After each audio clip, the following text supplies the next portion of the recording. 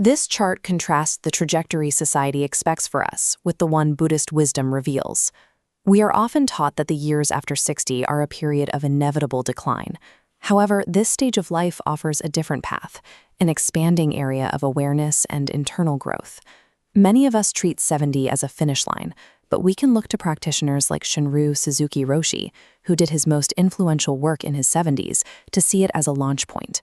Deadlines we fear are social stories, not natural laws.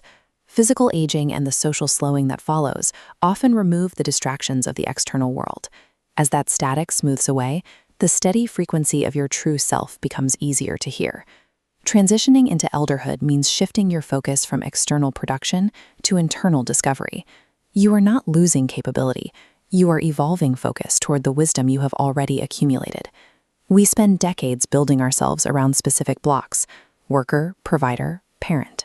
When we define ourselves by these roles, we get stuck in a past version of who we were.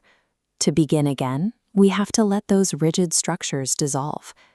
Limiting language like "I'm too old for that" treats the self like a finished statue.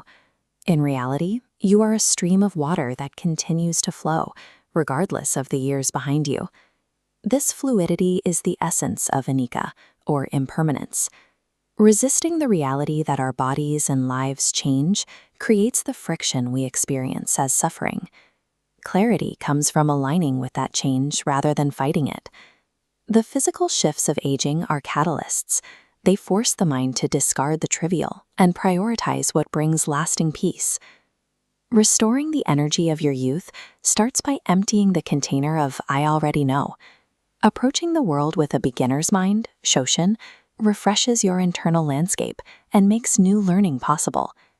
Think of your consciousness as a canvas. If you spend your time retracing old regrets, you cannot see anything else.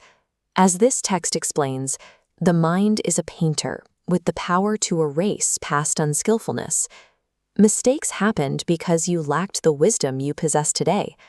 Recognizing this ensures those conditions never return in the same way, allowing you to forgive your younger self. Practicing self-compassion removes the internal weight that blocks new growth. It is a strategic requirement for building a peaceful future. Shunryu Suzuki Roshi, seen here, modeled a life where engagement deepens with age. He moved to America in his 50s and did his most vital teaching in his 60s and 70s, proving that our deepest work often requires the perspective only time can provide. Reinventing yourself at this stage requires pruning away the complex network of social and emotional obligations that no longer serve you. You are clearing space for what is essential. Societal productivity is measured by speed and volume, but elderhood shifts the metric to presence. Your value lies in your ability to be a steady, compassionate anchor in a world that is always rushing. An elder's purpose is to model resilience and stillness. By simply being peaceful and grounded, you offer a teaching that younger generations desperately need. Try this for the coming week. Dedicate 1 hour to an activity with no attachment to the outcome.